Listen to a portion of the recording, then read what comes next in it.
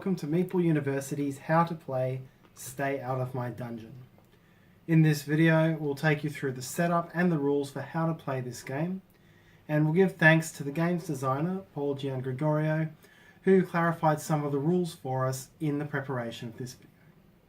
Stay Out of My Dungeon is a semi-cooperative hidden role game, which plays 4 to 6 players. Players play the role of goblins in a goblin dungeon, which is represented by the whole bottom part of the board. The evil king has decided that he wants to infiltrate the dungeon to gain access to the goblin riches.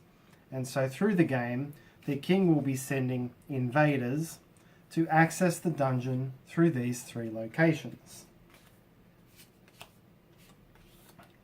As the invaders come in, if they successfully breach through, the invasion track will move up. Through the game, the goblins need to work together to build up defences at these 3 entry points: poison traps, a moat full of hybrid shark crocodile creatures, and a giant flame turret. As they improve these defences, the defence tracks will move up. There are 4 different roles in the game, each of which has its own win condition. If a player is playing as the spy, he or she is on the king's side, and that player wants the invasion track to reach the end before the other players have completed their objective.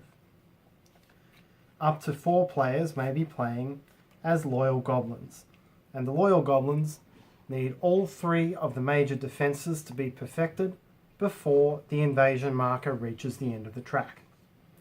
In this case, the dungeon is saved. There are 2 other roles.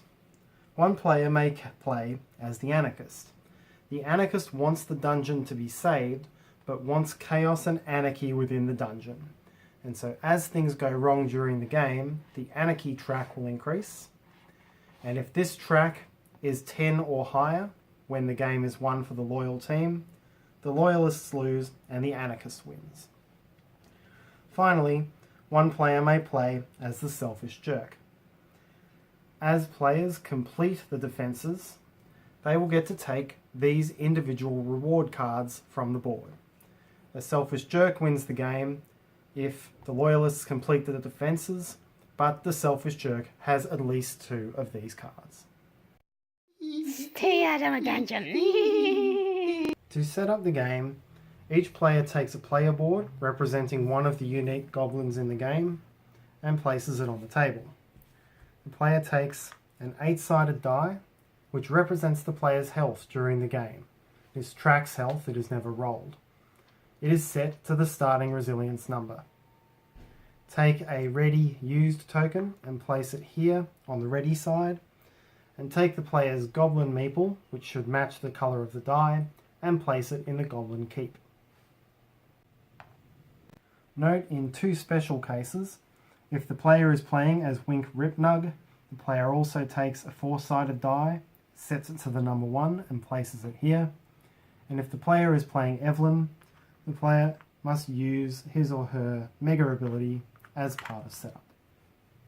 Next, deal out the loyalty cards. Take the spy card, place it face down, and then shuffle the remaining loyalty cards and deal them out so that there are as many as there are players plus 1. Then shuffle those cards and deal 1 to each player. The player looks at his or her loyalty card, shows it to no other players, and places it here. Next, set up the main board. Shuffle the alchemy deck and place it on the alchemy space. Take the individual rewards cards, there are 5 of them, and place them on their relevant locations. There should be 1 for each of these 5 spaces. Take the special loot deck, shuffle that, and place it on the special loot space. Next, set up the trackers. There are 7 trackers in the game. Take the horse and place it on the first space of the invasion track. Take the black cube and place it on the first space of the alchemy track. Take the 2 white cubes and place them on the first space of the forge and the armory tracks. Take the 3 coloured discs and place them on their corresponding defense tracks, like so. Shuffle up the action deck and place it on this section of the board. Because it's quite a tall stack, I'm going to use only a portion of the stack in this video. Then deal 3 action cards to each player. Next, take the invasion deck, shuffle that, and place it here. Draw the top invader and resolve that card. I'll tell you more about how to resolve invasion cards later, but all you need to know for now is to look at the icon in the top corner and place the invader at the corresponding location. Finally, choose a starting player and give them the active player token. I'm now going to take you through how to play the game in 2 steps. Firstly, I'm going to talk about how to play the game if it were a completely cooperative game. I'll leave out the backstabbing, the accusations, and those elements. Then I'll come back and weave in how to play with the non-cooperative elements. Each round is played in 3 phases. First, the Goblin Keep phase. Second, the Locations phase. And third, the Return to Keep phase. Then you check for victory conditions, and if none are met, hand to the next player and start another round. Stay out of a dungeon. The first phase is the Goblin Keep phase, and only players whose Goblin Meeples are at the Goblin Keep participate. Meeples who are at the Goblin Ward or the build spot of the Poison Traps, both of which I'll talk about later, do not participate in this phase. Play in the Goblin Keep phase, as well as all other phases, begins with the player with the active player token and goes clockwise around the table. During the Goblin Keep phase, there are 4 actions which a player may take. The first is to draw a new action card. The second, if a player does not like some of his or her action cards, is to discard any 2 action cards to draw another one. All cards are discarded face down, as this is a hidden role game and you may wish to hide the cards that you've been discarding from others. The third action is to equip cards, and at this point it pays to stop and talk about the 4 different types of action card. These are the cards. There are construction cards, spells, armor, and weapons. Construction cards are all simply a card with a big number on it, ranging from 1 to 4. Most of them are 2s and 3s. These are used in building defences. A spell is kept in your hand and has a certain effect which will come into place when this card is played. A spell can be played nominally at any time, although in many cases the card will make it clear at which phase of the game it has to be played. The other 2 types of cards are weapons and armor, and a player must have them equipped in order to use them. A player may only have 1 weapon and 1 armor equipped at any given time, and if a player wishes to equip another, he or she must discard the one in that slot to play the new one in. Equipping cards can only be done during this phase, and a player may equip as many cards as desired. Weapon cards either directly do damage in combat or give the player extra power, which is the number that the player uses to deal damage in combat. Armor cards either directly prevent damage or grant the player extra resilience, and resilience represents health in the game. At this point, I'll stop to talk about how resilience works in the game. Resilience is health, and when a player takes damage in combat, he or she will reduce the number on his or her resilience die. When a player heals during the game, the player heals up to his or her maximum resilience. And the maximum resilience is equal to the number printed on the board, plus any resilience bonuses in cards that have been equipped. So right now, Jib's maximum resilience is 6, and if this player healed, that player could heal up to a maximum of 6. When a player loses or discards a card which would grant extra resilience, the player's maximum resilience drops. So Jib Jib's max resilience is now 5. But current resilience never drops in that circumstance. The player retains 6 health until that player has dropped below the max resilience. At that point, he or she would only be able to heal up to 5. So in this way, you can imagine that armor cards will always give you a bonus in both maximum and current resilience, but that you will never lose current resilience if your maximum resilience drops. So in a sequence of events, the player could equip this card, get an immediate bonus up to 6 health, as well as 6 maximum, then discard it and immediately equip this card, which gives a +2 resilience. The player would go up to 8 resilience, even though the player's maximum is only 7. The limit, regardless of anything else, for a player's health is 8. Cannot go above 8 because this die does not go above 8. In a similar vein, there is one card, the Chainsaw, which is a weapon, which grants a player negative resilience. Again, the player does not lose any current health for equipping that card, but the player's maximum resilience drops by that 1. So the player's current maximum resilience is 5, +2, -1 is 6. So, returning to the actions of the Goblin Keep, a player can draw 1 card, discard 2 cards to draw 1 more card, and equip as many cards as desired. The fourth option is to mend, and mending means to heal up your health to your current maximum resilience. So in this case, the player would heal from 2 to 6.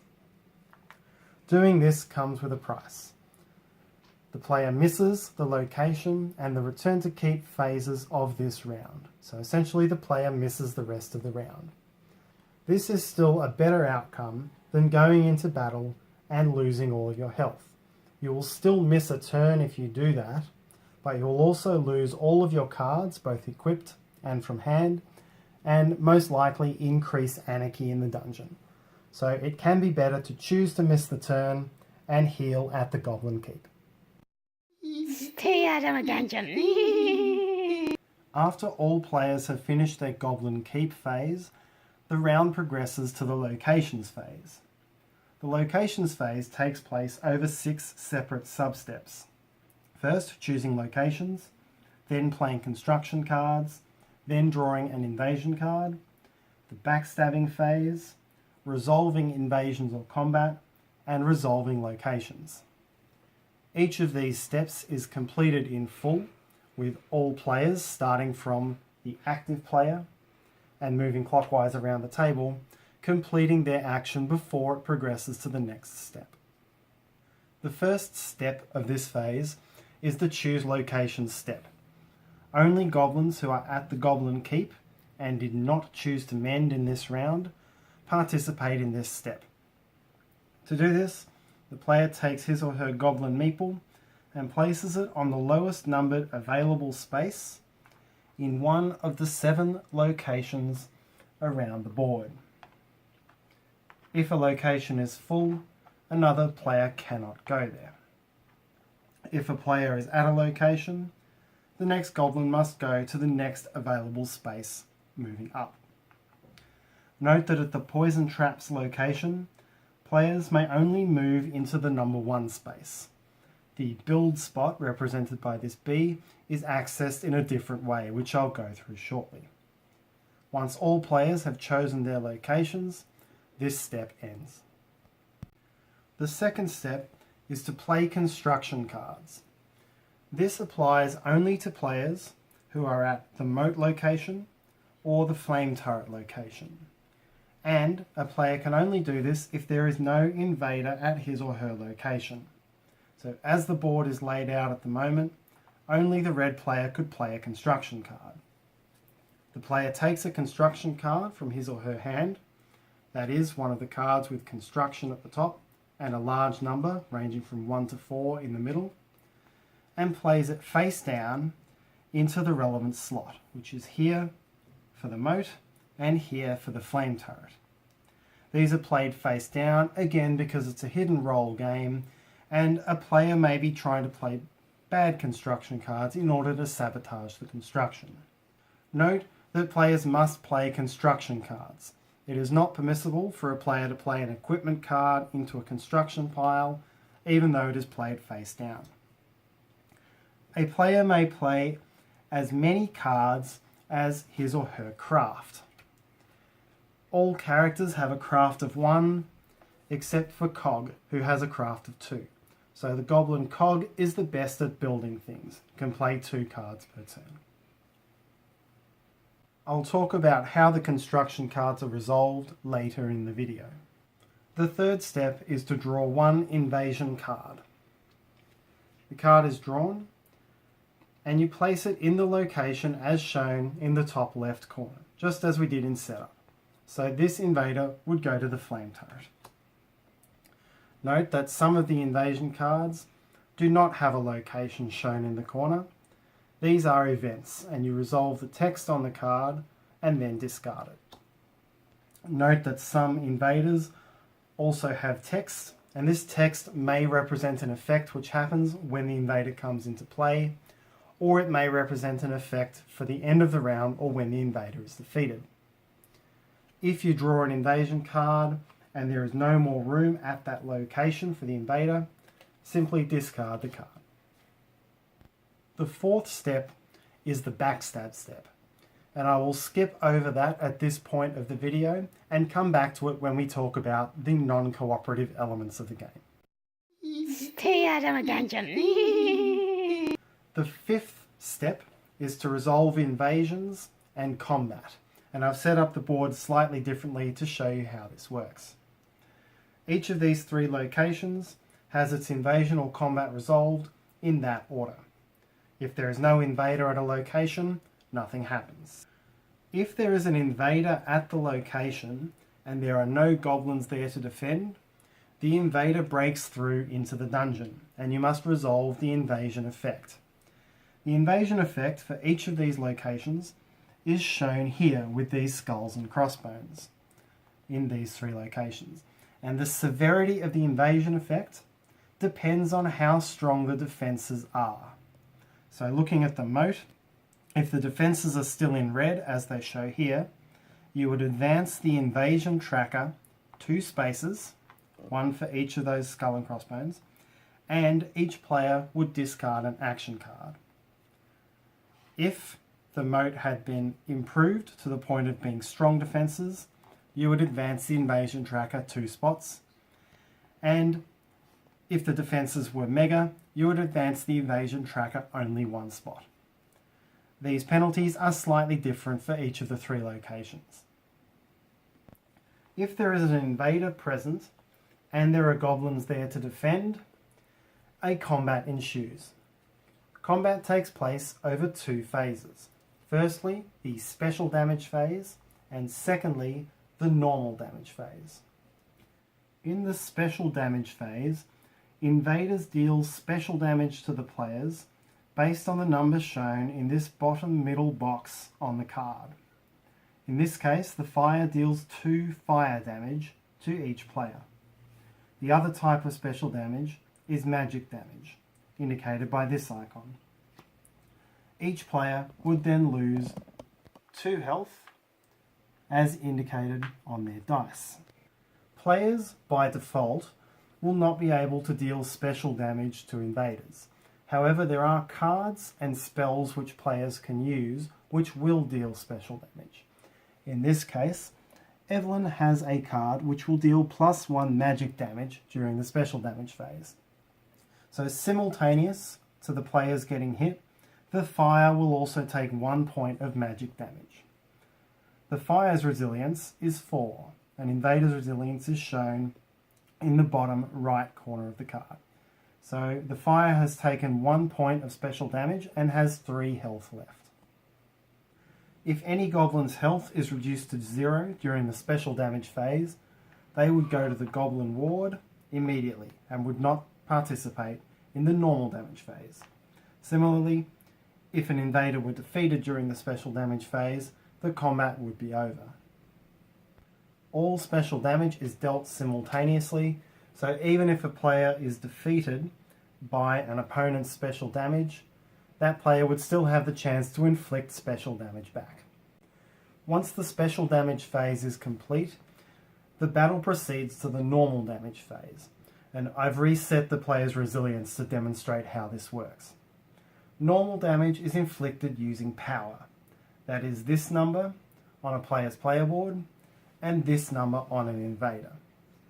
All normal damage is inflicted simultaneously, so total up the total normal damage that each side inflicts. In this case, the invader inflicts 4, and the goblins inflict 6 when you add up the player boards and the weapons that they hold. The difference between special damage and normal damage is that normal damage is only inflicted on the first goblin in line.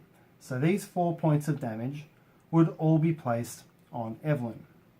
Evelyn only has 3 points of damage, so Evelyn would be kicked off to the goblin ward and would be out of the battle. There is 1 point of normal damage left to inflict, and that would be inflicted on the next goblin in line, in this case Sonicos. Then all 6 hit points, those coming both from Sonicos and from Evelyn, are inflicted on the fire. The fire has a resilience of 4 and has taken total damage of 7, including the 1 special damage we saw before, and the fire would be killed. Note that for the purposes of invasions, the player on the B space is considered to be in the lower numbered space at the poison traps location. The player on the number 1 space is considered to be at the second lowest number. In the event that there are 2 invaders at the flame turret location, the goblin's damage is inflicted first on the first invader and then leftover damage on the second invader, just as the invader's damage is inflicted on the goblins. Note that normal damage never qualifies as fire or magical damage. It is a third distinct type of damage. Note that players may also cast spells or use their player's passive ability or mega ability at any relevant time during the combat. Not all passive and mega abilities relate to combat, but if they do, they can be used. A player's mega ability can only be used once during the game, and when a player uses it, this token is flipped over to the used side, signifying that it cannot be used again. After the battle, the following effects occur. For each goblin that was defeated in battle, move that goblin to the lowest numbered space available in the goblin ward. The player must discard his or her entire hand of action cards, as well as any equipped cards. Then increase the anarchy track 1 step, because goblins being defeated in battle brings chaos to the dungeon. If all goblins are defeated in the battle, any invaders who are left will heal back up to their full health for the next round. That is, you must do all of the damage in a single combat in order to defeat the invader. Note that if there are no players remaining after the invasion, and the invader is still there, the invasion effect does not occur. This only occurs if there is no one there to defend at the start of the combat phase. If the invader is defeated in the battle, the remaining players in that location claim their rewards.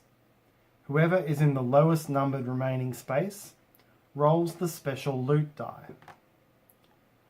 If one of the 2 sides with this icon comes up, the player takes a special loot card from the top of the pack. Special loot cards are equipment cards like the action cards, including weapons, armor, and spells, but they are substantially more powerful than their action card equivalents. The player takes this into his or her hand and may equip it in the next round. Then, the player in the lowest and second lowest action spaces take the number of action cards shown next to these Meeple icons as a further reward. So the red player would take 3 action cards from the deck and into his or her hand, and if there were a second player still there, that player would also get 3 cards. The invader is then discarded. Stay out of my dungeon. Once all invasions and combats have been resolved, proceed to the 6th and final step of the locations phase, that is, resolving the locations. Each location is resolved in its number order, starting with the poison and going around the board, finishing at the Goblin Council. The exception is that any location which still has an invader present is not resolved. To resolve the poison trap's location, if there is a player on the number 1 space, advance that player to the build spot. If there is a player on the build spot, return that player to the Goblin Keep and advance the poison trap's tracker by 1 space. In this way, building the poison traps requires a player to spend 2 turns at that location. A player must advance to the build spot if in that location. The player may not choose to decline this action. To resolve the moat location, first count the number of construction cards face down in this pile. If it is less than 3, take no further action. If it is 3 or more, shuffle up these cards so that you won't know exactly who played which card, and then reveal them. If the sum of the numbers is greater than 6, that is 7 or higher, the construction has been successful and advance the moat tracker 1 space. If the number is 6 or less, the construction has failed. Either way, discard all of the construction cards and move on to the next location. The flame turret location is resolved in much the same way. Look at the stack of action cards, and if there are 4 or more, as distinct from 3 or more at the moat, shuffle them, reveal them, and add them up. If the total exceeds 8, that is 9 or more, the construction succeeds and the flame turret would be advanced. If the total is not greater than 8, the construction has failed and discard those cards. At any of these 3 locations, if a successful construction perfects the defense at that location, then the player who is in the lowest numbered space at that location immediately takes the individual reward card for that location. The reward card gives a new passive bonus, which will impact that player throughout the rest of the game, as well as a mega ability, which hurts the players and may be used by the spy, in a way that I'll talk about later. In addition to gaining the individual reward card, once the major locations have been perfected, each of them has a specific effect which comes into play, making the loyal player's job easier. You can read these on the right hand side of each player's player board. Note that the moat and the flame turret are resolved even if there are no players present, as long as there are no invaders present. This would happen if you completed the construction, an invader showed up, and both the invader and the player were defeated in the battle. You would still resolve the location and advance if successful. If this is the step which perfects that defense and there is no one there to claim the individual reward card, it is discarded. No player gets it. The 4th location is the forge, and at the forge, when resolving the location, the tracker moves up 1 space for each goblin who is present. Once again, once this is perfected, the player who is in the lowest numbered space at the time gets to take the individual reward card. The same thing occurs at location 6, the armory. The tracker moves up 1 step for each goblin at that location. Note that the loyal players do not need to perfect the forge and the armory to win the game, and you can go through an entire game without ever using these locations. What these locations do is introduce a couple of extra individual reward cards to the game. And since the individual reward cards can help the loyal players, the selfish jerk, and the spy in different ways, this adds a bit of variability into the game.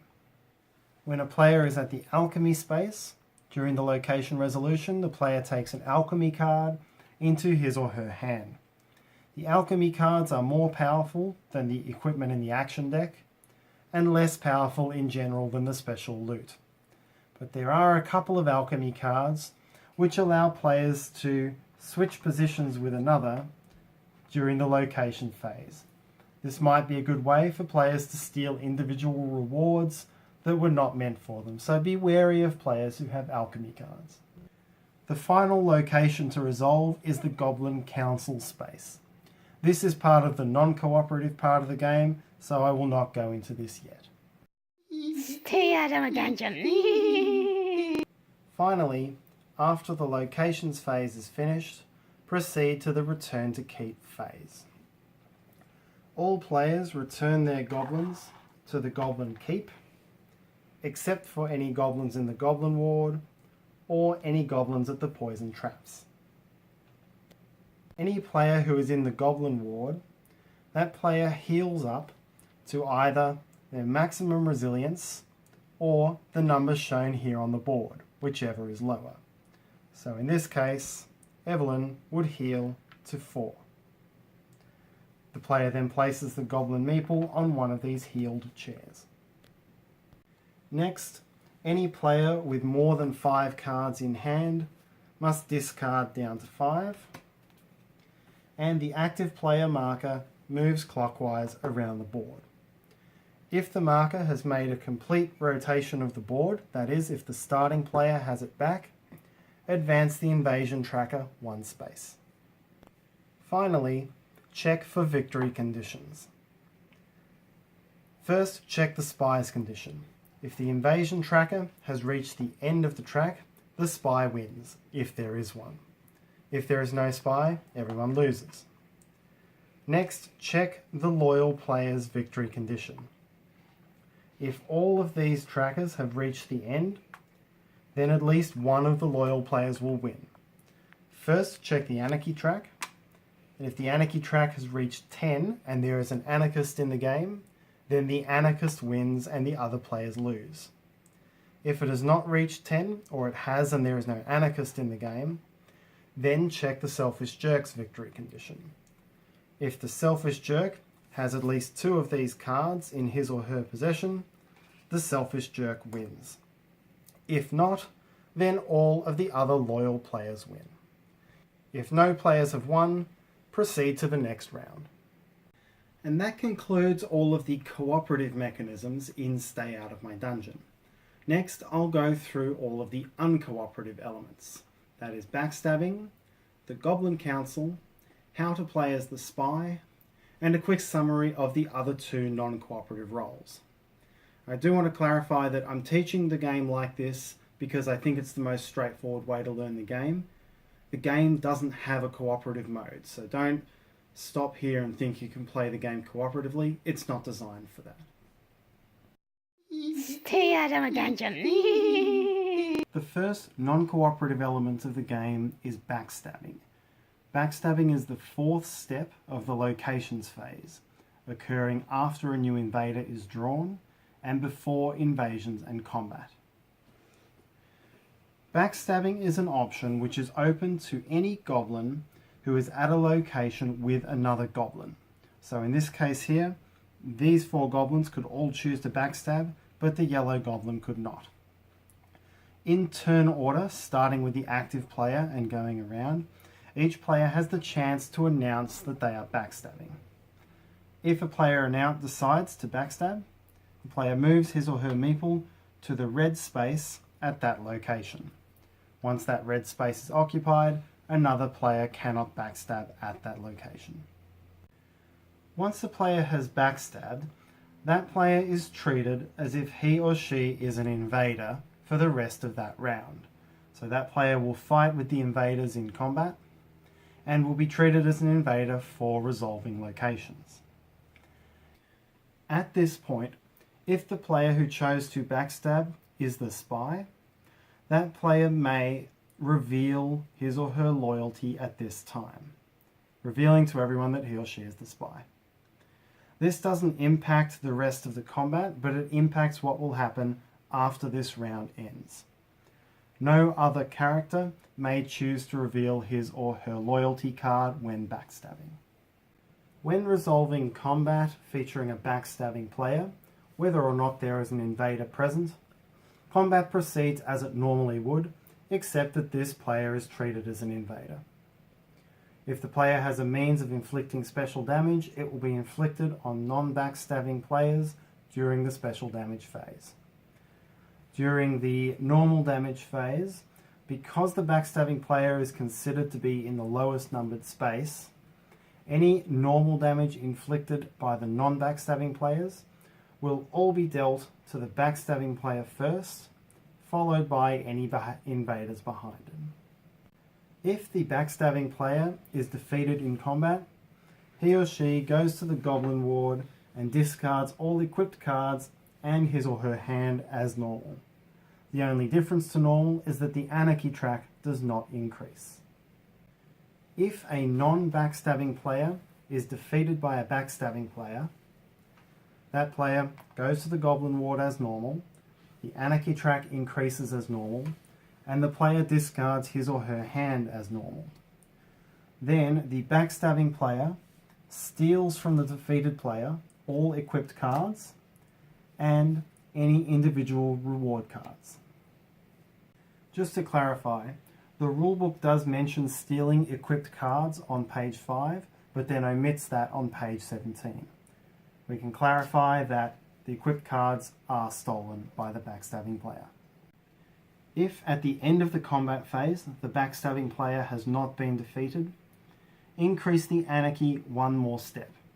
This means anarchy will go up both for every goblin defeated and for the backstabbing player still being there. Then proceed to the location resolution phase. If there are any backstabbing players still present, even if there are no invader cards, do not resolve that location, because the backstabbing player is still treated as an invader. Finally, in the return to keep phase, if the backstabbing player is not a revealed spy, go back to the Goblin Keep as normal. If the backstabbing player is a revealed spy, then the spy moves to one of these two spaces and enters a new phase of the game for the spy. Exactly which space depends on the combat. If the spy was not defeated, the spy moves to the escaped space. If the spy was defeated, the spy moves to the captured space. Either way, whether captured or escaped, take the following steps. These are the steps that are taken when a spy is revealed. Discard all cards from the player's hand and equipped cards. Those aren't needed anymore once the spy is revealed. Keep any individual reward cards. Remove these tokens, those are also not needed. And flip your player board over to the spy side. This shows your new powers, and I'll go through these and how to play in this state later in the video. Stay out of my dungeon. The next uncooperative element of the game is Location 7, the Goblin Council.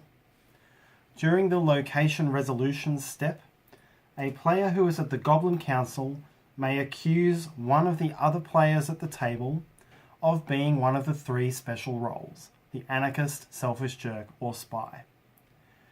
The restriction on this is that a player cannot accuse another of being a selfish jerk until the invasion track is in red, but there are no restrictions on the other two roles. After the accusation has been made, there is a vote among the players. The vote is done sequentially, so the player who launched the accusation votes first, yes or no, and then clockwise around the table, each player votes whether they agree with the accusation or disagree. If there is not a majority of yes votes, the accusation is unsuccessful, and the location action ends. If there are more yes votes than no votes, the accusation is successful. At this point, it doesn't matter whether the accusation was correct or not. All that matters is that it was successful. At this point, the goblins engage in a little bit of mob justice. The player who was accused, let's say it was Evelyn, is sent to the Goblin Ward, losing all health, and discards all action cards and equipped cards as they would if they were beaten in a combat. Then the Anarchy track is increased 1 step. Next, check to see if the accusation was correct. At this point, the player must reveal his or her loyalty card if it matches the role that he or she was accused of. If it does not match, the player does not flip it. If the player was correctly accused of being the spy, the player moves his or her Goblin Meeple to the captured spy space. Flip the player board over the same way as we showed before at the end of Backstabbing. If the player is correctly accused of being an anarchist, reduce the Anarchy track 2 steps.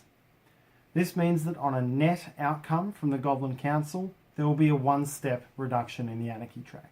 That is, it will go up 1 step for a successful accusation and then down 2 for the anarchist being revealed. Once the anarchist has been revealed, the anarchist's ability to create anarchy will be diminished somewhat, but not completely, and I'll go through that later. If the player is correctly accused of being the selfish jerk, the player's card is simply revealed. There is no further effect, but the selfish jerk's ability to conceal his or her intentions is greatly reduced. Stay out of my dungeon. Once the spy has been revealed and flipped to this side of the player board, the way the spy plays the game changes completely. The spy will still be in the rotation for active player, and although the spy will retain individual reward cards, the spy will not have any other cards or tokens in the game. The actions available to a spy depends on whether he or she is captured or escaped. If a spy is captured, the spy has only 3 actions that he or she may take. The first is that when the invasion card is drawn in each round, the spy player takes 2 invasion cards, looks at them, and chooses the one that he or she wishes to inflict on the loyal players. The other one is discarded. The second option is that the spy may use the mega abilities on the individual reward cards.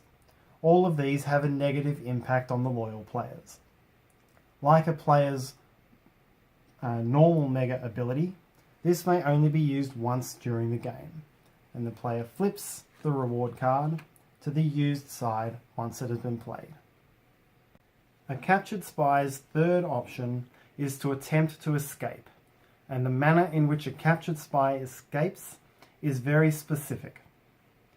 When it is the captured spy's turn to move in the Choose Locations action, if this space of the poison traps is vacant and there is an invader at the poison traps, the player may move to that location.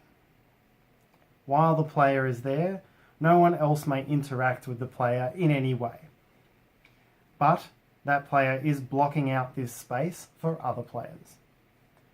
Then, at the location resolution phase, if this invader is still here, the spy has successfully escaped and moves to the escaped space.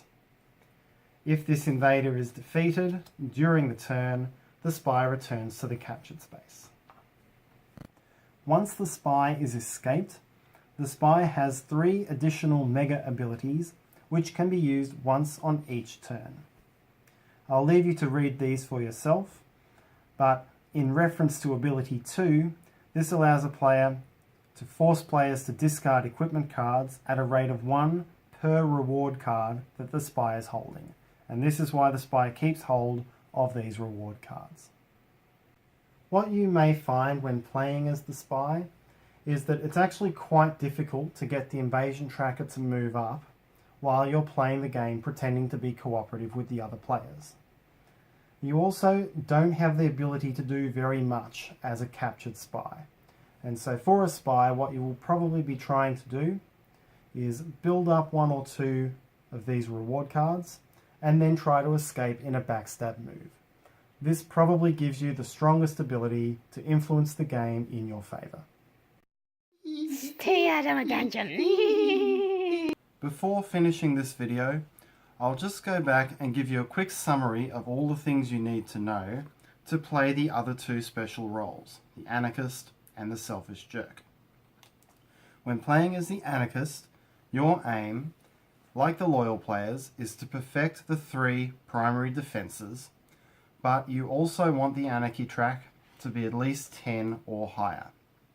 So to this end, you need to remember what increases and decreases the Anarchy track. Anytime a goblin is defeated in combat, the Anarchy track increases 1 step. If a player has backstabbed, and that player has not been defeated at the end of the combat round, the Anarchy track will go up 1 extra step, in addition to 1 step for any goblin that's defeated. The exception to this is if the backstabbing player is the Anarchist, and the Anarchist's role has been revealed at the Goblin Council, that bonus Anarchy increase does not occur. Thirdly, any time there is a successful accusation at the Goblin Council, the Anarchy track increases by 1. The exception to this is if that accusation correctly identified you as the Anarchist, the Anarchy track will go down 2 steps after having gone up by 1. Additionally, there are some other cards, such as Invaders, who have an effect which increases the Anarchy track. To play as the Selfish Jerk, your aim is to perfect the 3 locations with the loyal players, but to end the game with at least 2 of the individual reward cards. You can achieve this by being in the lowest numbered space when a location is perfected. That will allow you to take the card. There are also a couple of effects in the game, most notably the Glitter Bomb Alchemy card, and also Jib Jib's Mega ability, which allows a player to do a surprise switch of locations in order to get into the lowest numbered spot if they want to be there. So those effects can be in your favour. The other way to get individual reward cards is to backstab and defeat a player in combat. For any player you defeat, you will take all individual reward cards that they have claimed earlier in the game into your possession. When playing as a loyal player, you need to perfect the 3 locations without any of the other special roles completing their objectives.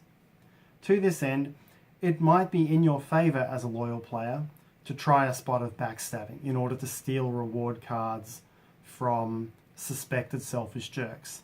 But in balancing that out, you've got to be careful not to raise too much anarchy or not to let too many invaders through. So from a loyal player and a player pretending to be loyal, it's all about balancing these 3 potential downsides. And that's how to play Stay Out of My Dungeon. I hope you enjoyed the video, and I hope you enjoy playing. Happy backstabbing, and if you'd like to hear more from Meeple University, please subscribe to our channel.